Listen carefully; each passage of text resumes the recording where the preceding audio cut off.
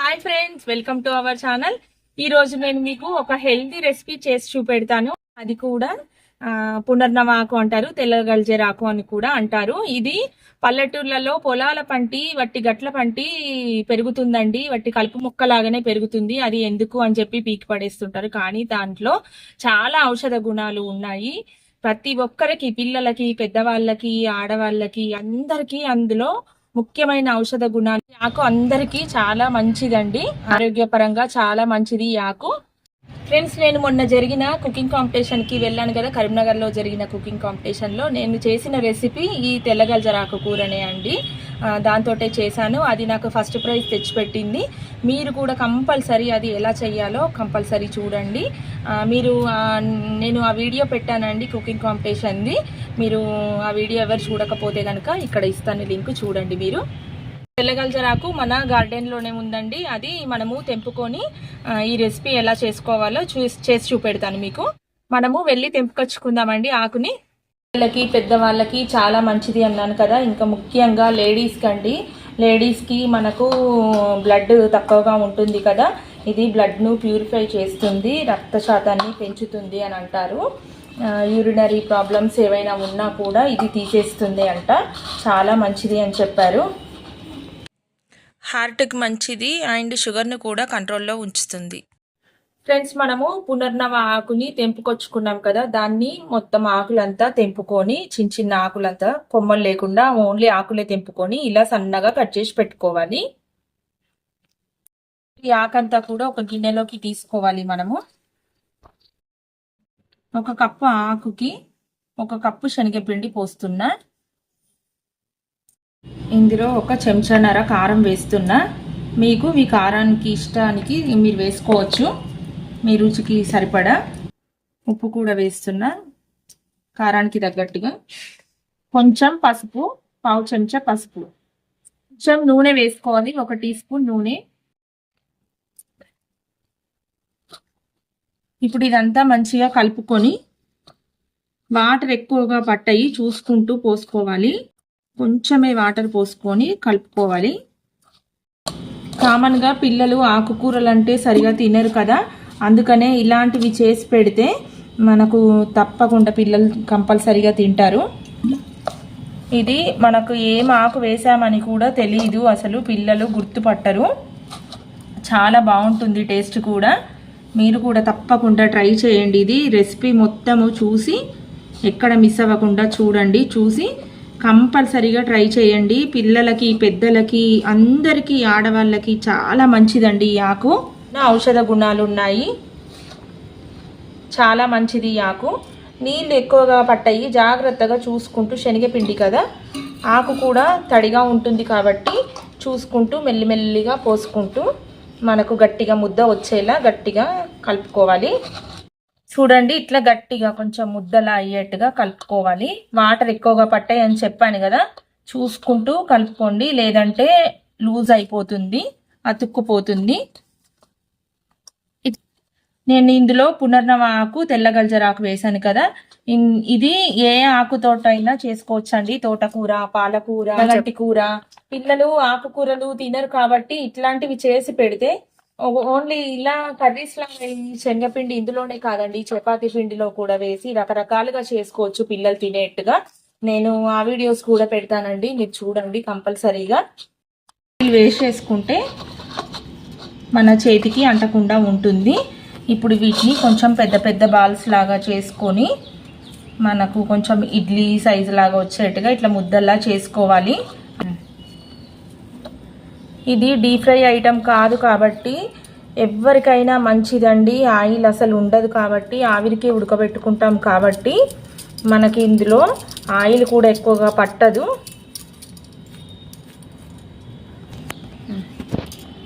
చూసారు కదా, ఇట్లా మనకి ఇట్లా కొంచెం పెద్ద ముద్దలుగా ఇట్లా కట్లెట్ల లాగా అనుకోండి, మీరు ఇడ్లీల సైజ్ అనుకోండి. అలా మనకి ఇట్లా పెద్ద కుడుముల్లాగా చేసుకోవాలి. ఇలా చేసుకొని ఆవిరికి ఒక 20 మినిట్స్ ఉడకబెట్టుకోవాలి. తర్వాత దీన్ని పోపు చేసుకోవాలి. ఉడకబెట్టుకొని నేను మీకు చూపెడతాను. ఇది ఎంత హెల్దీయో అంత ఈజీ అండి చేసుకోవడము. చాలా చాలా ఈజీగా చేసుకోవచ్చు అండి ఇది. మనము ఇది ఆవిరికి పెట్టేసి మిగతా కూరగా ఆనియన్ టమాటో కట్ చేసుకొని పెట్టుకోవచ్చు. ఇది ఉడికే లోపల మనకు పోపు చేసుకోవడానికి రెడీ చేసుకోవచ్చు. ఇది మనము స్టీమ్ చేసుకుంటే సరిపోతుంది. మీరు ఎట్లాంటిదన్నా జల్లిగిన్న పెట్టుకొని దాంట్లోనైనా ఎలా అయినా సరే మీరు ఇంట్లో ఏ విధంగా అయితే ఆవిరికి చేసుకుంటారో అలా ఆవిరికి ఉడకబెట్టుకోండి. చూడండి ఇట్లా ఆవిరికి నేను రైస్ కుక్కర్లో పెట్టుకుంటున్నాను.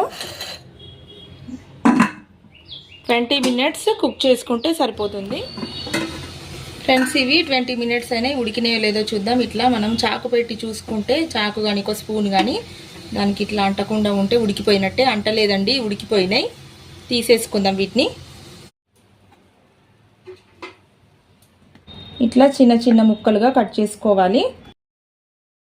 ఇట్లా చేసుకునే వాటినే బడీలు అంటారు. బడీలు అంటే ఏంటిది అని చెప్పేసి అని చాలామంది అడిగినరు. వీటినే బడీలు అంటారు. స్టవ్ పైన గిన్నె పెట్టుకొని గిన్నె వేడెక్కాక ఒక 2 టేబుల్ స్పూన్ల ఆయిల్ వేసుకోవాలి. ఆవాలు, జీలకర్ర. ఆవాలు జీలకర్ర వేగాక సన్నగా కట్ చేసి పెట్టుకున్న ఉల్లిగడ్డ కొంచెం వేగాలి. మునిగాకు చాలా లేతది. ఈ లేత మునిగాకు వేస్తే ఇది కూడా ఆరోగ్యానికి చాలా మంచిది. కరివేపాకు లెక్క యూజ్ చేసుకోవచ్చు దీన్ని కూడా. ఇది ఇట్లా చిన్నగా ఇట్లా కొంచెం వేస్తున్నాను కరివేపాకు లాగా. కొంచెం కరివేపాకు ఇది కొంచెం వేగాలి. టమాటో నేను టేస్ట్ కోసం వేస్తున్నాను. ఇది ఇట్లా చిన్నగా బాగా సన్నగా చిన్నగా కట్ చేసుకోవాలి. కట్ చేసుకొని దీన్ని బాగా దగ్గరికి మధ్యలాగా ఫ్రై చేసుకోవాలి. ఇది మొత్తం ఇందులో ఫ్రై అయ్యి కలిసిపోవాలి. ఒక 5 మినిట్స్ అయితే మగ్గిపోతుంది తొందరగా. చాలా సన్నగా కట్ చేసుకున్నాం కాబట్టి తొందరగానే ఫ్రై అవుతుంది. ఇది చిటికెడు పసుపు, కొంచెం ఉప్పు, ఎందుకంటే టమాటా తొందరగా మగ్గిపోతుంది, కొంచెం టేస్ట్ కూడా వస్తుంది. చేద్దామా, టమాటా మగ్గిపోయి ఉంటుంది. చూసారు కదా, టమాటా మంచిగా మగ్గిపోయింది. మనము చాలా చిన్నగా కట్ చేసుకున్నాం కాబట్టి మంచిగా మగ్గిపోయింది తొందరగా. చూసారు కదా, మనము ఇవన్నీ ముక్కలు కట్ చేసి పెట్టుకున్నాం కదా బడీలను. ఈ బడీల ముక్కలన్నీ ఇందులో వేసేసుకుందాం. 1 నిమిషం పాటు కొంచెం ఫ్రై చేసుకోవాలి. ఎందుకంటే కొంచెము ఈ ఆయిల్ అంతా ముక్కలంతా దీనికి పట్టేట్టుగా కలుపుకోవాలి. 1 నిమిషం ఉంచుకుంటే మరి మన టమాటా అంత టేస్ట్ అంతా కూడా మంచిగా పడుతుంది దీనికి. నేను చివరగా ఆశీర్వాద్ మసాలా కారం పొడి వేసాను, 1/2 టీ స్పూన్ వేసాను. ఇది మంచి టేస్ట్ వచ్చింది. చివరగా కొత్తిమీర వేసేసుకుంటే సింపుల్ అయిపోయింది. స్టవ్ ఆఫ్ చేసుకొని సర్వ్ చేసుకోవడమే.